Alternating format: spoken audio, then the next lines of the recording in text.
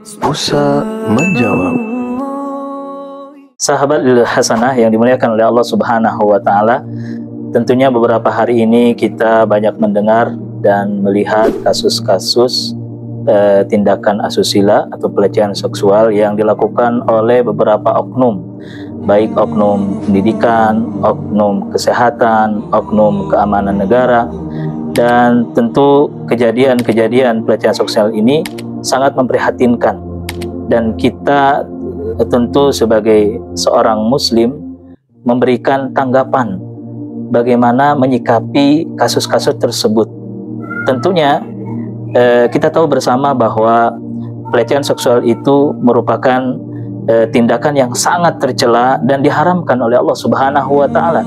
Bahkan bukan hanya melakukannya, mendekatinya saja itu dilarang oleh Allah Subhanahu wa Ta'ala di dalam Al-Quran. Wala taqrabuz zina innahu kana fahishatan wa sa'a sabila. Janganlah kalian mendekati perbuatan zina, karena perbuatan zina itu adalah perbuatan yang keji dan jalan yang amat buruk.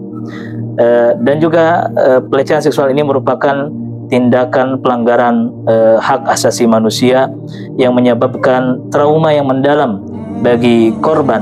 Dan tentunya agama Islam menekankan agar kita pentingnya menjaga kehormatan, menjaga nasab, menjaga martabat setiap individu, dan mendorong umat Islam untuk hidup dengan akhlak yang mulia. Setidaknya di dalam Islam memberikan hukuman yang sangat berat terhadap para pelaku tindakan asusila.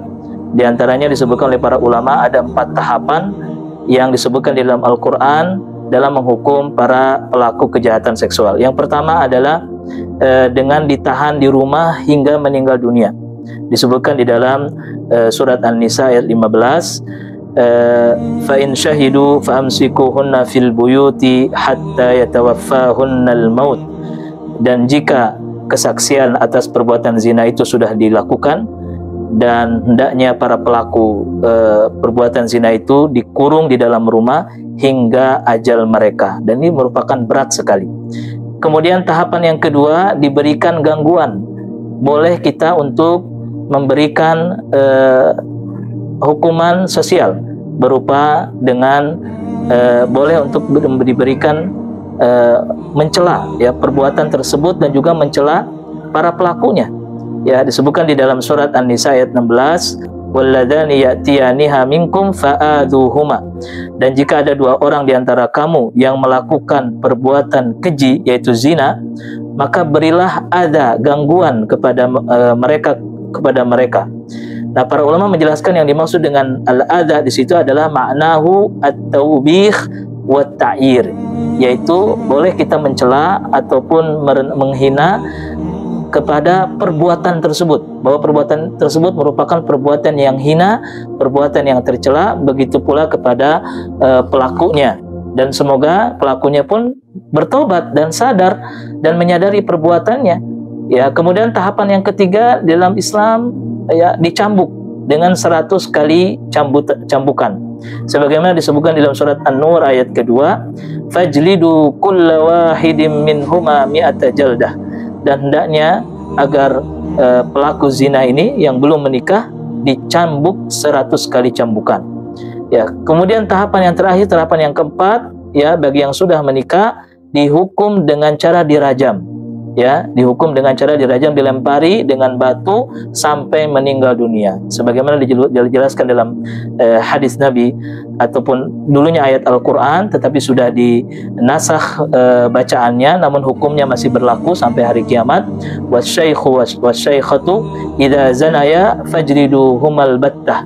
Jika ada 2 orang yang sudah menikah berzina dengan yang lain, maka rajamlah mereka, lemparlah mereka dengan batu sampai mereka meninggal dunia. Tentu hukuman dalam Islam ini bukan berarti instan ya, di mana ada pelaku langsung ditegakkan, tetapi harus memenuhi persyaratan dan kondisi-kondisi tertentu yang juga sangat ketat ya. Artinya Islam ini memberikan solusi yang terbaik agar mereka jera dan tentunya berhenti dari melakukan kejahatan-kejahatan seksual tersebut. Maka dari itu kita percayakan kasus ini kepada para penegak hukum. Semoga para pelaku kejahatan seksual ini dihukum dengan adil dan dengan berat tentunya, agar mereka itu sadar dan berhenti dari melakukan kejahatan tersebut. Semoga Allah Subhanahu wa taala menjaga kita semua, menjaga keluarga kita dari musibah dari perbuatan zina, dan semoga kita dijaga iman kita, dijaga ketakwaan kita, agar Allah selalu melindungi kita semua dari amalan yang dilarang oleh Allah Subhanahu wa taala. Semoga ini memberikan reaksi tanggapan agar kita selalu menjaga diri kita. Barakallahu fikum. Assalamualaikum warahmatullahi wabarakatuh.